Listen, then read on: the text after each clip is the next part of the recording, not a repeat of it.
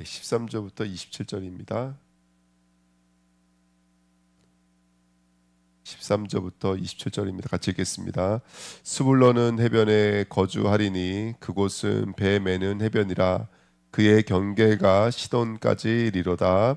이사갈은 양의 우리 사이에 꿇어앉은 건장한 나귀로다. 그는 쉴 곳을 보고 좋게 여기며 토지를 보고 아름답게 여기고 어깨를 내려 짐을 메고 앞제 아래에서 섬기리로다. 다는 이스라엘의 한 지파같이 그의 백성을 심판하리로다. 다는 길섬의 뱀이요 샛길의 독사로다. 말굽을 물어서 그 탄 자를 뒤로 떨어지게 하리로다. 여호와여, 나는 주의 구원을 기다리나이다. 갓은 군대의 추격을 받으나 도리어 그 뒤를 추격하리로다. 아셀에게서 나는 먹을 것은 기름진 것이라. 그가 왕의 수라상을 차리리로다. 납달리는 노인 암사슴이라. 아름다운 소리를 바라는도다. 요셉은 무성한 가지 곧 샘 곁에 무성한 가지라. 그 가지가 담을 넘었도다. 활 쏘는 자가 그를 학대하며 적개심을 가지고 그를 쏘았으나 요셉의 활은 도리어 굳세며 그의 팔은 힘이 있으니 이는 야곱의 젖는 자 이스라엘의 반석인 목자의 손을 힘입음이라. 내 아버지의 하나님께로 말미암았나니 그가 너를 도우실 것이요 젖는 자로 말미암나니 그가 내게 복을 주실 것이라. 위로 하늘의 복과 아래로 깊은 샘의 복과 젖먹이는 복과 태의 복이로다. 내 아버지의 축복이 내 선조의 축복보다 나아서 영원한 산이 한없은 같이 이 축복이 요셉의 머리로 돌아오며 그 형제 중 뛰어난 자의 정수리로 돌아오리로다. 베냐민은 물어뜯는 일이라. 아침에는 빼앗은 것을 먹고 저녁에는 움킨 것을 나누리로다. 아멘. 하나님 감사합니다. 오늘 새벽에도 하나님의 말씀이 많은 복된 시간 되도록 역사해 주옵소서.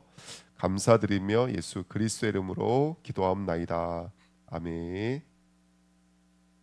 성취되는 복입니다. 우리가 형제들에게 주신 그 복을 묵상하면서 하나님의 나라의 복은 이런 것이구나를 우리가 좀 볼 수 있고 깨달을 수 있는 지점입니다. 그래서 복을 묵상하시면서 우리가 받아야 될 복들은 어떤 복일까? 오늘은 좀 복에 대해서 깊이 묵상하는 복된 시간 됐으면 좋겠습니다. 스불론은 여지없이 땅에 대한 이야기입니다. 땅을 전복하라는 이야기입니다.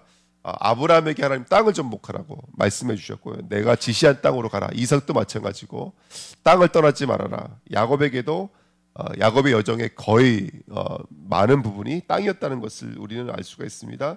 이번 주 수예배 말씀처럼 이 땅의 사람들은 이 땅은 어떤 곳이냐? 매매하는 곳입니다. 사고 파는 곳이고 예수님도 이 땅을 설명할 때 사고 팔고 장가가고 시집가고 이렇게 말씀하신 적이 있습니다. 사고 판다라는 것은 내가 그것을 가질 수 있는 힘과 능력이 있다는 것을 상징합니다. 하지만 성도에게 주신 땅은 이 땅이 아닙니다. 하나님의 나라인 줄 믿습니다. 그래서 하나님의 나라의 축복을 지금 이스라엘은 누리고 있는 것이죠. 어디서요? 애굽 안에 있는 고센 땅에서. 그러니까 애굽은 매매하는 곳이잖아요. 근데 고센은 그 매매하는 곳 안에 임하고 있는 바로 땅의 언덕입니다. 하나님이 임재하시는 곳이거든요. 그게 바로 정말 성도에게 임한 하나님의 나라인 줄 믿습니다. 그래서 하나님의 나라는 이 땅의 의로 이루어진 것이 아니라 사람의 수고와 노력으로 이루어지는 것이 아니라 무엇이 통치하는 것이냐면 은혜가 통치하는 것입니다.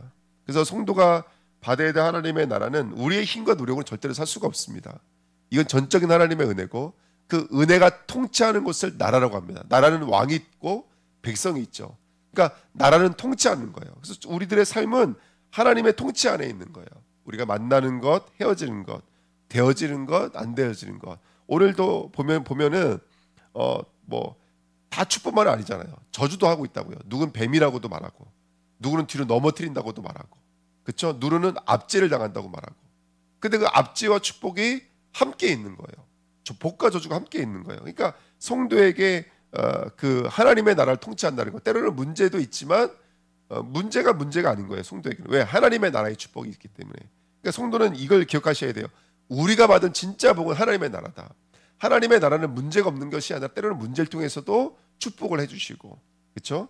예, 그게 바로 하나님의 나라입니다. 그래서 어떠한 상황 속에서도 승리하는 것이죠. 어떠한 상황 속 이게 하나님의 나라인 거예요. 그러니까 조건을 갖고 있어서 조건을 갖고 있는 자가 이기는 게 아니라 조건이 없는데도 불구하고 우리는 무조건 이기는 거예요. 무조건 응답받는 거예요. 이게 하나님의 나라인 거예요. 그러니까 참 이게 너무 감사하지 않습니까? 우리가 도대체 무엇이 간데 이런 축복을 받느냐는 것이죠. 엄청난 저주 아닙니까? 바벨론이 무너진다고요. 얼마나 무서운 역사입니까? 1시간 만에 무너진다고요. 쌓는 것은 영혼을 두고 쌓았지만 무너진 것은 1시간 만에 무너진다고요. 그렇죠? 그런데 우리는 무엇이 간데 이렇게 완전한 하나님의 통치와 하나님의 절대 주권과 절대 계획 안에서 우리는 성취될 수밖에 없는 삶을 사냐는 것이죠. 이게 하나님 나라 안에 있는 자의 축복인 줄 믿습니다. 그래서 하나님 나라는 무엇을 먹을까요? 무엇이 보석일까요? 어떤 것이 가장 비싼 보석일까요? 어떤 빛이 비치고 어떤 노래를 부르고 어떤 사랑이 임할까요? 예, 하나님 나라의 양식은 예수 그리스도입니다. 하나님 나라의 가장 빛나는 보석도 예수 그리스도입니다. 그 얼굴과 얼굴을 대면하여 안다 그랬습니다. 이게 우리가 갖는 보석입니다. 이 땅의 보석은 뭐 금, 은 뭐 이런 거지만 하나님 나라의 보석은 당신을 아는 지식이 가장 큰 보석인 줄 믿습니다. 그렇죠? 예수 그리스도가 보석이고요. 예수 그리스도가 빛이고 예수 그리스도가 노래입니다. 노래하는 자 되시기를 축원드립니다. 예수 그리스도가 우리의 사랑입니다. 하나님의 나라는 정말 예수 그리스도가 우리의 모든 것인 줄 믿습니다. 특별히 성도는 이 나라라고 했을 때 하나님의 나라라고 했을 때 한 가지 우리가 좀 붙잡아야 될 것이 있는데 영적인 지경을 상징합니다. 그래서 저와 여러분들이 오늘 그런 하나님의 나라의 영적인 지경을 넓혀 나가는 은혜 있기를 예수님의 이름으로 축복드립니다. 아멘. 그래서 그 가나안 왕 야빈이 쳐들어왔을 때 하나님이 드보라는 여자 선지자를 여자 제사장을 통해서 하나님은 그 가나안 왕 야빈과 그다음에 군대장관 시스라를 물리치는데요. 그때 10,000명의 백성을 불러 모읍니다. 그때 헌신하고 나왔던 사람들이 누구냐면 바로 스불론이에요.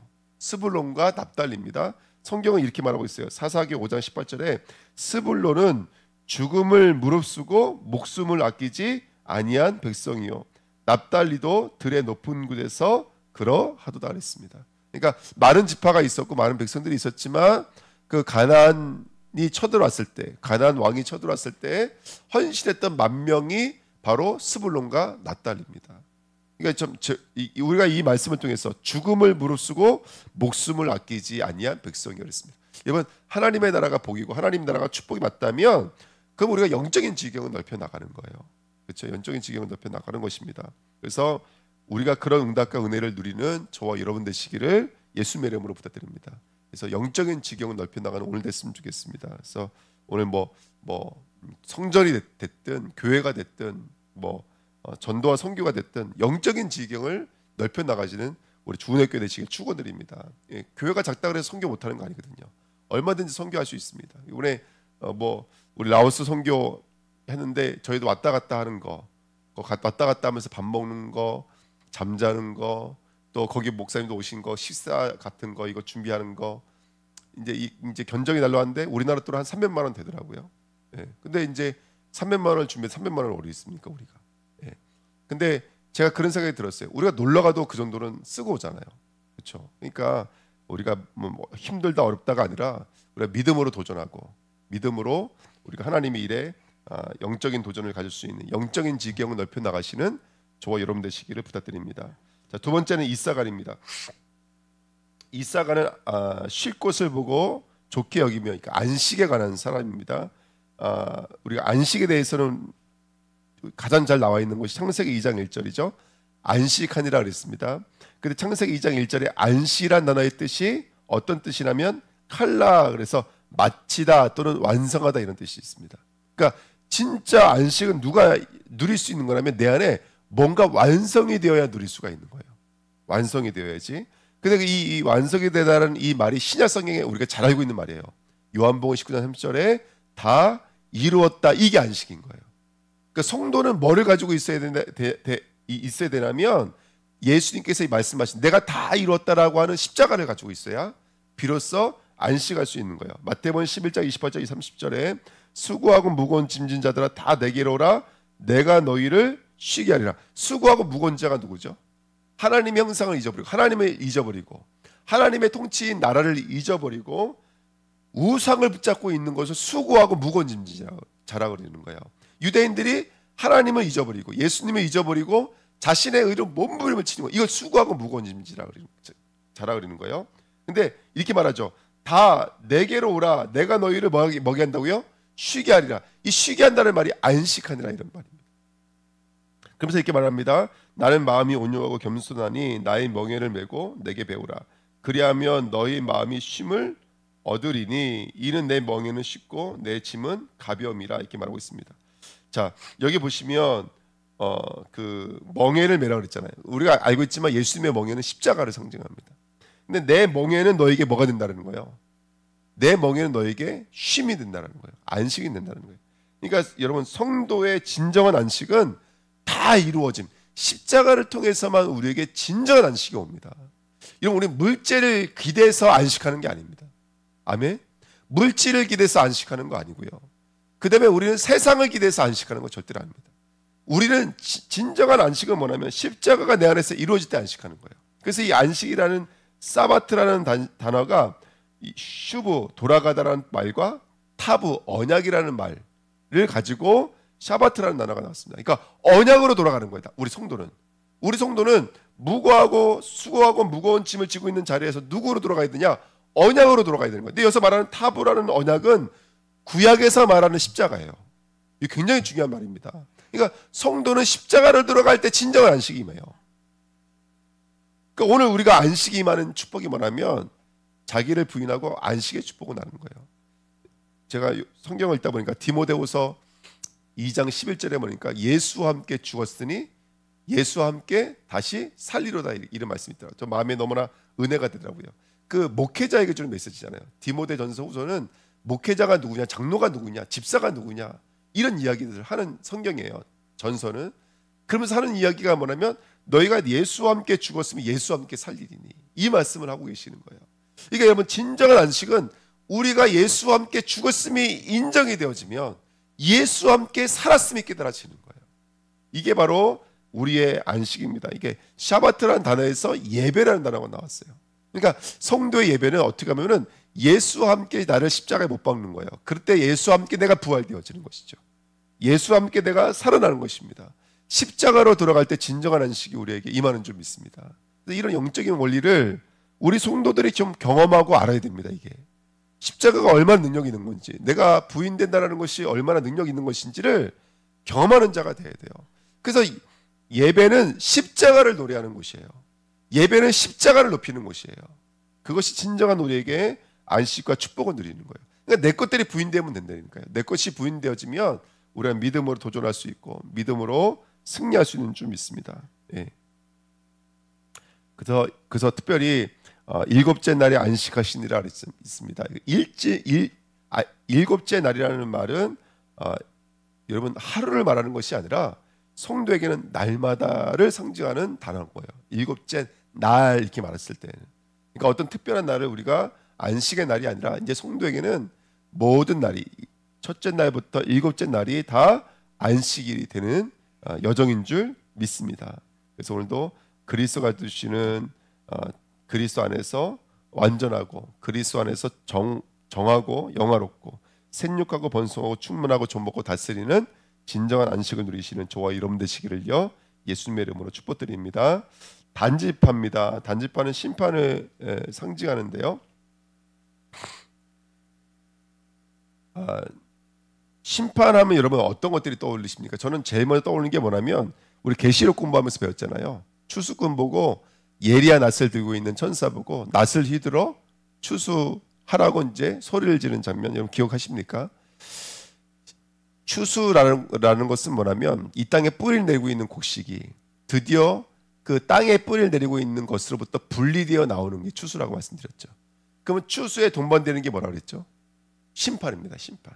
그렇죠. 그러니까 배임을 당할 때 이것이 천국의 알곡이 되어지는 것입니다. 이게 심판입니다. 그러니까 저와 여러분들이 심판한다는 것은 이런 역사가 숨겨져 있는 거죠. 땅에 뿌리 내리고 있고 땅을 의지하고 이 땅 가운데 머물러 있는 영혼을 베는 거예요. 낫을 휘둘러 베서 그 영혼이 어디로 가는 거예요? 천국 알구로 들려지는 것이 바로 심판의 역사인 줄 믿습니다. 이게 바로 심판의 의의입니다. 저와 여러분들이 이 땅을 심판하는 자죠. 우리가 가서 복음을 증거합니다. 우리가 한 영혼 한 영혼에게 말씀을 통해서 양육합니다. 그렇죠? 그게 바로 그런 역할을 하는 거죠. 예. 저와 여러분들이 오늘도 심판의 축복을 누릴 수 있는 자 되시기를 예수님의 이름으로 축원드립니다. 특별히 요한복음 16장 11절에 보니까요, 심판에 대하여라 함은 이 세상 임금이 심판을 받았습니다. 아멘. 그러니까 여러분들, 우리가 어디로부터 빠져나오는 거예요?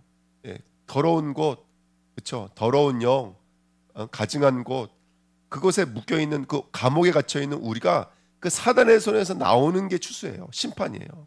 그래서 사단이 결박당하는 거예요. 사단을 베는 거예요, 여러분들. 사단을 꺾는 거예요. 왜? 사단을 꺾지 않으면 거기서 나올 수가 없잖아요. 강한 자를 결박하지 않고서는 우리를 끄집어낼 수가 없는 거예요.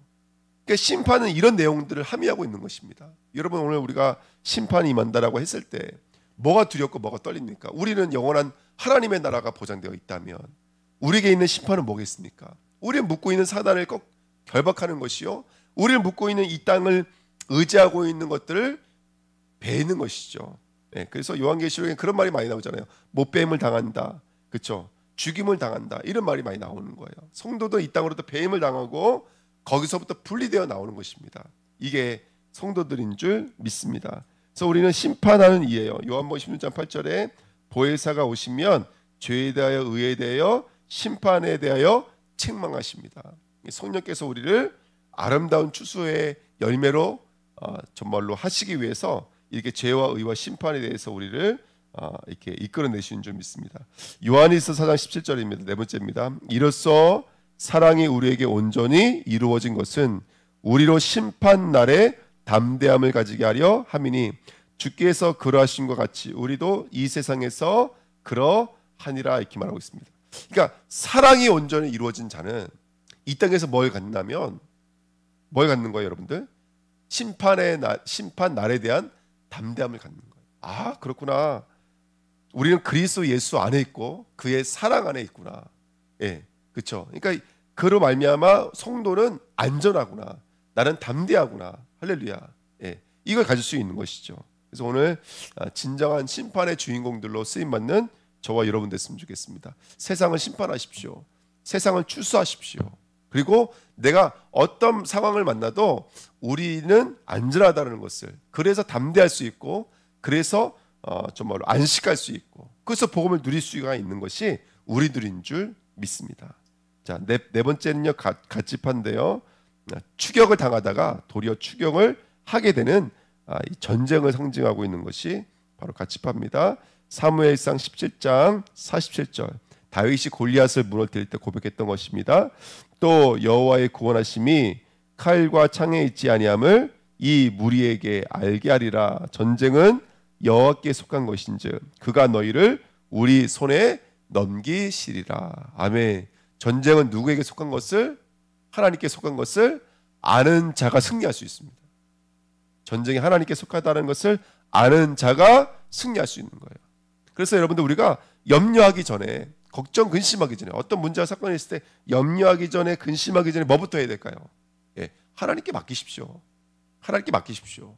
그래서 염려할 때, 근심할 때 하나님 살아계시다, 우리가 하나님 믿어보자, 우리가 하나님 정말로 믿어보자, 이게 우리의 전쟁인 거예요. 예. 베드로전서 5장 8절에 근신하라 깨어라 너희 대전 마귀가 우는 사자같이 두루 다니며 삼킬 자를 찾나니, 이렇게 말하고 있습니다. 여러분, 우리 끝까지 싸워야 됩니다. 사단은 끝까지 역사하고 있기 때문에 우리가 끝까지 흔들리지 않는 마음으로 이기게 될 줄 믿습니다. 제가 어저께 성경을 읽다가 이 말씀 너무 은혜되더라고요. 고린도후서 4장 7절 8절에 우리가 이 보배를 질그릇에 가졌으니, 참 이게 말이 안 맞는 말이잖아요. 어떻게 보배를 질그릇에 가질 수 있습니까? 하나님이 참 그저 캄캄하신 분이시죠. 보배를 좀 좋은 데다 담아주시죠. 왜 질그릇에 담아주셨을까요? 이는 심히 큰 능력은 누구에게 있고요? 하나님께 있고 우리에게 있지 아니함을 알게 하려 하심이라. 아멘. 우리가 사방으로 우겨쌈을 당하여도 쌓이지 아니하며 답답한 일을 당하여도 낙심하지 아니하며. 저와 여러분들 누굽니까, 여러분들? 예, 질그릇이에요. 그 질그릇으로 보배를 담아 놓으신 이유가 두 가지예요. 첫 번째는 너희가 깨져야지 뭐가 나타나는 거예요? 그렇죠? 보배가 나타나는 거예요. 그래서 요 밑에 보니까 그 예수의 죽으심과 함께 예수의 죽으심을 내 몸에 짊어짐은 예수의 생명이 또한 내 몸에 나타나게 하려 하십니다. 그러니까 약할 때 강함되는 거예요, 성도는요. 그렇죠? 근데 두 번째는 뭐냐면 또 반대로 야, 그렇다고 해서 너희들이 아무리 우겨싸움을 당해봐라. 쌓이냐 안 쌓이냐. 절대로 우겨싸움을 당하지 않아요. 왜냐하면 그리스도 자체가 능력이기 때문에 그래요. 두 가지를 말하고 있는 거예요. 너희가 이 땅에서 약할 때 강함된다. 근데 맨날 약하라는 얘기가 아니잖아요. 너희는 그렇다고 해서 약하지 않아. 왜냐하면 너희는 우겨싸임을 당해도 쌓이지 않아. 답답한 일을 당하여도 낙심치 않아. 그리스도 예수 안에 있기 때문에, 보배 안에 있기 때문에 오늘 이 믿음 가지시는 진정한 전쟁의 주인공들 되시기를 축원드립니다. 아셀은요 기름진 것을 가졌습니다. 왕의 수라상입니다. 풍성함 작품을 갖는 저와 여러분 되시길 축원드립니다. 우리가 그때 영상을 봤는데 이 기름짐이 그들에게는 오일이잖아요. 예, 그래서 이걸 가지고 이제 그 사람들은 유리를 만든 사람도 있고 또 원전, 유전을 발견한 사람도 있고. 근데 우리에게는 이 기름짐이 말 그대로 이제 풍성함을 상징하는데 우리 주은혜교회 성도님들이 정말로 말씀 안에서 또 복음 안에서 세상에 흉내낼 수 없는 작품들을 남기시는 저와 여러분 됐으면 좋겠습니다. 예, 그래서 전도건 성교건 성전이든 후대이건 내 인생의 작품을 남기시는 교회 되시기를 축원드립니다. 납달리입니다. 납달리는 아름다운 성전입니다. 저와 여러분들의 인생의 노래가 됩니다. 우리들의 인생의 시가 되시기를 축원드립니다.